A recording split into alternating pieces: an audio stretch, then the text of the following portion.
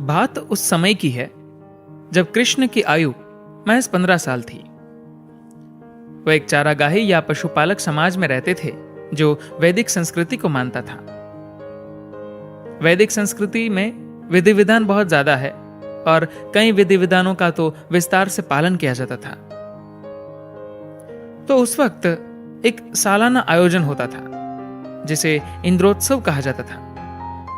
जैसा कि नाम से ही जाहिर है, इसका मतलब इंद्र के सम्मान में और उन्हें खुश करने के लिए किए जाने वाले उत्सव से है।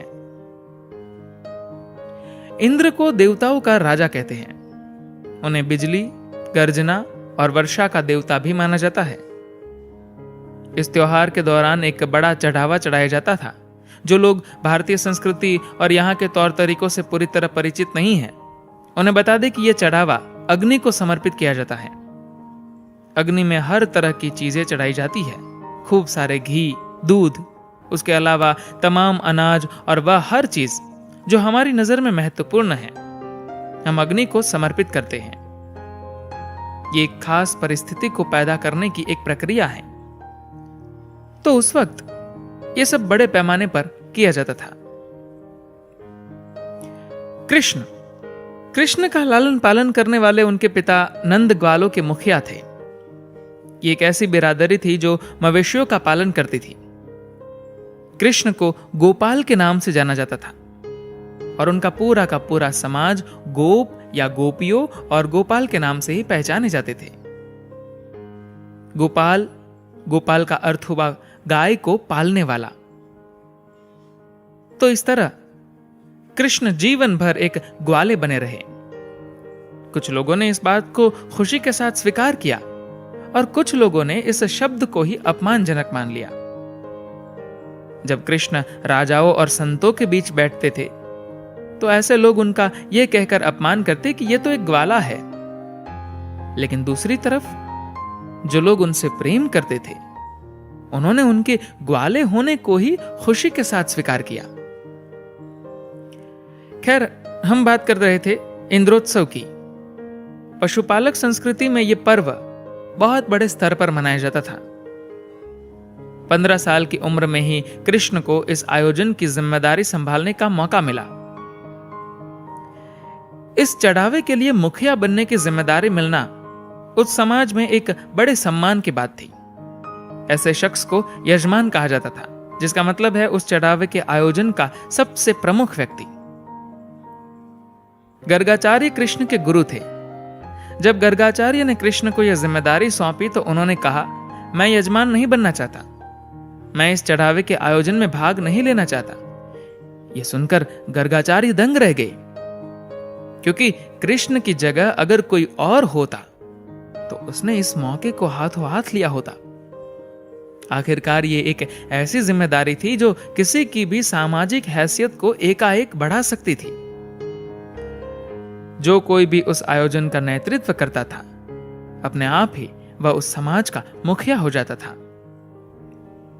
खैर, गर्गाचार्य ने जब कृष्ण से इसका कारण पूछा तो कृष्ण ने कहा कि मुझे नहीं लगता कि मैं इस काम के लिए सही व्यक्ति हूं। किसी और को यह जिम्मेदारी दी जाए तो अच्छा रहेगा। इस पर गर्गाचार्य बोले, नहीं, पिछले साल तुम्हारे बड़े भाई ने इसे किया था और अब तुम्हारी बारी है। अगर इस जिम्मेदारी को संभालने के लिए कोई सही व्यक्ति है तो वह तुम हो। मुझे समझ नहीं आ रहा कि तुम इस जिम्मेदारी को लेने से मना क्यों कर रहे हो। आखिर तुम्हारे मन में क्या चल रहा है? अंत में कृष्ण ने कहा, मैं इस पूरे आयोजन को ही पसंद नहीं करता। यह 3500 साल पहले की घटना है। आज खगोलविद कृष्ण का समय काल 14 से 1500 ईसा पूर्व साबित करने के लिए तमाम वैज्ञानिक तरीकों का इस्तेमाल कर रहे हैं। तो कृष्ण ने जब गर्गाचार्य को अपने मन की बात बता दी तो गर्गाचार्य बोले कि तुम कहना क्या चाहते हो? ऐसा आयोजन करना हमारे समाज में एक बेहद महत्वपूर्ण और महान काम है। ये एक ऐसी परंपरा है जिसे हम हजारों साल से यूं ही निभाते आ रहे हैं। वेदों में भी इस आयोजन के महत्व का वर्णन किया गया है। तुम अभी बच्चे हो, तुम भला ऐसा कैसे कह सकते हो कि मुझे यह आयोजन पसंद नहीं है? तो इस पर कृष्ण बोले कि जो पूजा किसी के डर की वजह से की जा रही हो वह मुझे पसंद नहीं। लोग इंद्र से डरते हैं। उन्हें लगता है कि अगर उन्होंने ऐसे चढ़ावों का आयोजन न किया तो इंद्र उन्हें दंड देंगे। मैं ऐसे किसी भी कार्यक्रम में हिस्सा नहीं लेना चाहता जिसे लोग किसी देवता के डर से आयोजित करते हैं। कृष्ण के तर्कों से गर्गाचार्य थोड़े प्रभावित हुए और मुस्कुराकर बोले कि चलो मान लिया तुम्हारी बात ठीक है, लेकिन अब हमारे पास चारा क्या है? तो कृष्ण ने कहा कि हम गोपोत्सव का आयोजन करेंगे। गोपोत्सव का मतलब है कि हम ग्वालों का उत्सव मनाएंगे, न कि किसी ऐसे देवता का जो ऊपर बैठा हमें डराता है। मेरे आसपास जो भी लोग हैं मैं उन्हें प्रेम करता हूं।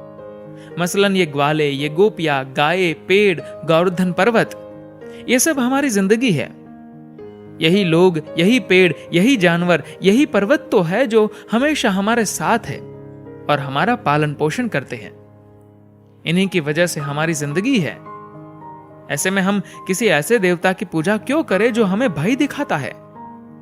मुझे किसी देवता का डर नहीं है। अगर हमें चढ़ावे और पूजा का आयोजन करना ही है तो हम गोपोत्सव मनाएंगे, इंद्रोत्सव नहीं। इस फैसले का खूब विरोध हुआ। लोगों ने कहा जो पूजा हजारों साल से होती आ रही है उसे आप अचानक कैसे खत्म कर सकते हैं? यह तो हमारी परंपरा है, हम इसे ऐसे कैसे छोड़ दें? और अगर इंद्र को क्रोध आ गया तो जरा सोचो, वह हमारा क्या हर्ष न करेंगे। इंद्र के प्रकोप से यहां बाढ़ आ सकती है और सब कुछ नष्ट हो सकता है। पर कृष्ण अपनी बात पर डटे रहे। उन्होंने साफ कह दिया कि अगर मुझे यजमान बनाना है तो इंद्रोत्सव नहीं, गोपोत्सव बनेगा। ये एक ऐसा आयोजन होगा जो हम सब प्रेम और मस्ती में डूबने के लिए करेंगे, किसी के डर से नहीं। अग्नि को हम प्रतीकात्मक तौर पर ही चढ़ावा चढ़ाएंगे, बाकी बचा घी और दूध हम खुद खाएंगे और पिएंगे। जैसे कि उम्मीद थी, कृष्ण की यह बात कुछ लोगों को रास नहीं आई। समाज दो भागों में बंट गया। कुछ लोगों का एक छोटा सा समूह बन गया जो पुरानी परंपरा को छोड़ने को तैयार नहीं हुआ। इस समूह के लोगों ने पहले की तरह इंद्रोत्सव ही मनाया।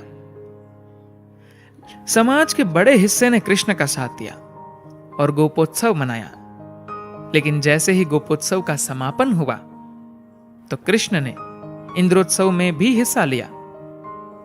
इसे लेकर उनके मन में कोई प्रतिरोध या श्रेष्ठता का भाव नहीं था। वह तो बस जीवन में एक सुध पैदा कर रहे थे। कृष्ण अपने पूरी जिंदगी लोगों के सदाचार के साथ जीवन जीने की शिक्षा देते रहे, लेकिन उनके व्यक्तित्व का एक पहलू यह भी था, उन्होंने जो कुछ भी कहा उसके अलग मतलब लगाए जा सकते हैं। तो अगर आप कृष्ण को समझना चाहते हैं तो बस ये याद रखिए कि जीवन उनके लिए एक उत्सव की तरह था। उन्होंने अपनी पूरी जिंदगी एक उत्सव की तरह ही जी। यहां तक कि जब वह महज 6 साल के थे तब भी तमाम अच्छी अच्छी बातें कहते थे। एक बार उन्होंने कहा, जब मैं सुबह जागता हूं, जब मैं गायों को रंभाते सुनता हूं और मां को गायों को दूहते और हर गाय को उसके नाम से पुकारते सुनता हूं, तो मैं समझ जाता हूं कि अब समय हो गया है अपनी आंखों को मलते हुए उठने का और मुस्कुराने का। क्या आप लोग जानते हैं कि जब आप सुबह जागते हैं तो वह समय आंखों को मलने और मुस्कुराने का होता है, क्योंकि एक और दिन मिला। मैं चाहता हूं कि आप हमेशा उत्सव के मूड में रहे। आपका दिल प्रेम से भरा होना चाहिए, मन खुश होना चाहिए और शरीर स्वस्थ और जोशीला होना चाहिए।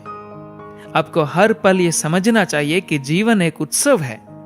अगर ऐसा नहीं कर पाए तो आप कृष्ण को नहीं समझ सकते, क्योंकि कृष्ण एक ऐसे शख्स का नाम है जो विरोधाभासों से भरा पड़ा है। एक ही शख्स के भीतर इतने सारे विरोधाभास आपको और कहीं देखने को नहीं मिलेंगे। वह सबसे अधिक रंगीन और बहुआयामी थे। ऐसा पहले कभी नहीं हुआ। धन्यवाद।